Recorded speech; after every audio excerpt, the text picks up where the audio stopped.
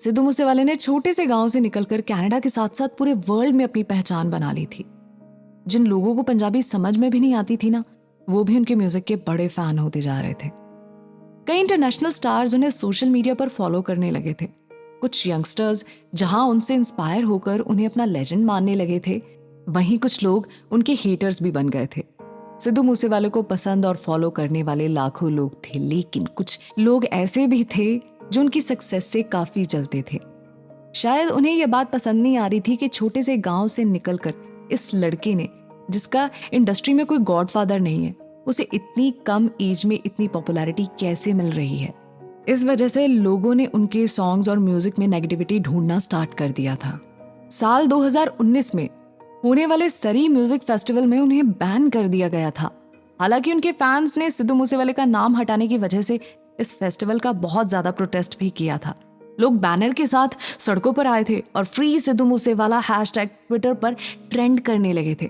कुछ लोगों का मानना था कि उनके सॉन्ग गन कल्चर और वायलेंट एक्टिविटीज को बहुत ज्यादा प्रमोट करते हैं और इसी वजह से उन्हें बैन कर दिया गया था। वहीं जो सिद्धू मूसेवाला के सपोर्ट में थे, उनका कहना था कि सिद्धू मूसेवाला की लाइफ में कंट्रोवर्सीज रही हैं, लेकिन ये बात ध्यान देने वाली है कि उनका कोई क्रिमिनल रिकॉर्ड नहीं था।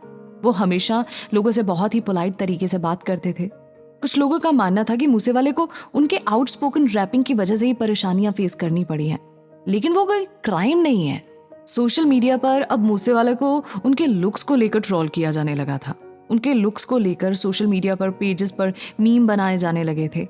वहीं मीडिया में भी कुछ नेगेटिव पोर्ट्रे किया जाने लगा था और उनके रिबेलियस अंदाज को लोग क्रिटिसाइज करने लगे थे। सिद्धू मूसेवाला को ये बात समझ आ गई थी कि सोशल मीडिया का यूज करके उनकी इमेज को खराब करने की कोशिश की जा रही है। उन्हें खालिस्तानी और पाकिस्तानी को सपोर्ट करने का जिम्मेदार भी ठहराया गया था। सिद्धू मूसेवाला को लेकर ये कहा जाने लगा था कि उन्हें पाकिस्तान से फंडिंग मिलती है और टेररिस्ट ऑर्गेनाइजेशन उन्हें सपोर्ट करती है। हालांकि इन सब बातों का कोई बेस नहीं था और सिर्फ उनके सॉन्ग्स और उनके रिबेलियस अंदाज की वजह से ही उन्हें ये सारी चीजें फेस करनी पड़ रही थी। कहीं ना कहीं सिद्धू मूसेवाले को समझ आने लगा था कि उनकी सोशल इमेज को खत्म करने की कोशिश करी जा रही है और इसी वजह से उन्होंने कनाडा से वापस इंडिया अपने देश वापस लौटने का डिसीजन लिया। उन्होंने इंडिया आने के बाद अपने गांव और कल्चर से जुड़े कुछ सॉन्ग्स रिलीज किए।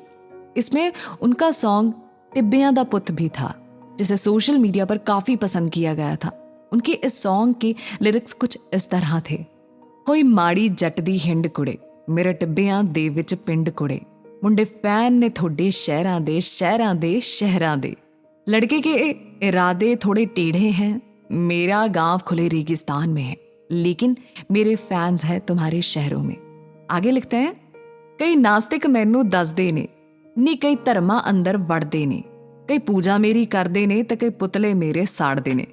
कुछ मुझे नास्तिक कहते हैं, कुछ धर्मों में धकेलते हैं, कुछ पूजा मेरी करते हैं और कुछ पुतले मेरे जलाते हैं।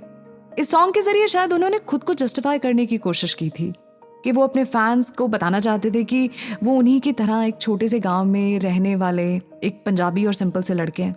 उन्होंने जो भी पहचान बनाई थी वो अपनी मेहनत और हार्डवर्क से बनाई थी। उन्हें कोई एक्सटर्नल सपोर्ट नहीं मिल रहा था और उनका काम सिर्फ अपने फैंस के लिए अच्छा म्यूजिक बनाना ही था। ना तो वो किसी तरह के गलत काम करते थे और ना ही उनके बुरे लोगों से कोई दोस्ती थी। और अगर दूसरे गाने की बात करूं तो उन्होंने अपनी माँ के बर्थडे को स्पेशल बनाने के लिए उन्हें डेडिकेट करते हुए सॉन्ग डियर मामा रिलीज किया था। इस सॉन्ग में उनकी अपनी माँ के साथ बॉन्डिंग उनके फैंस को देखने को मिली और ये भी काफी फेमस हुआ था। इस गाने के वीडियो में सिद्धू के बचपन की तस्वीरें देखने को मिली और इतनी हैरानी वाली बात थी कि वो छोटा सा सहमा हुआ बच्चा आज अपनी कलम और गायकी के जोर पे पूरी दुनिया में छाया हुआ था और उसे लोग टेररिज्म के साथ जोड़ रहे थे। बाकी अगर पंजाब में म्यूजिक का कल्चर देखें तो आपको देखने को मिलेगा कि कई सिंगर्स अपने गानों में ड्रग कल्चर को प्रमोट करते थे और कुछ सिंगर्स ने अपने सॉन्ग्स में गर्ल्स के बॉडी पार्ट्स को भी मेंशन किया। लेकिन सिद्धू मूसेवाला के सॉन्ग में ये सब देखने को नहीं मिलता था। हमेशा ये कहते थे कि अगर मैं अपने गानों में कोई गलत बात करता हूँ, मेरे गानों में किसी तरह की कमी पेशी है तो मुझे ज़रूर बताएं। इससे ये भी पता चलता था कि उनके सॉन्ग्स में भले ही एक बेबाक रेवोल्यूशनरी अंदाज होता है, लेकिन उनके अंदर बहुत पोलाइटनेस भी है। दोस्तों, सिद्धू मूसेवाला के फेमस एल्बम में से एक था मूस टेप। इसने आते ही इंटरनेट पर तहलका मचा दिया था और इंटरनेशनली भी काफ़ी पसंद किया गया था।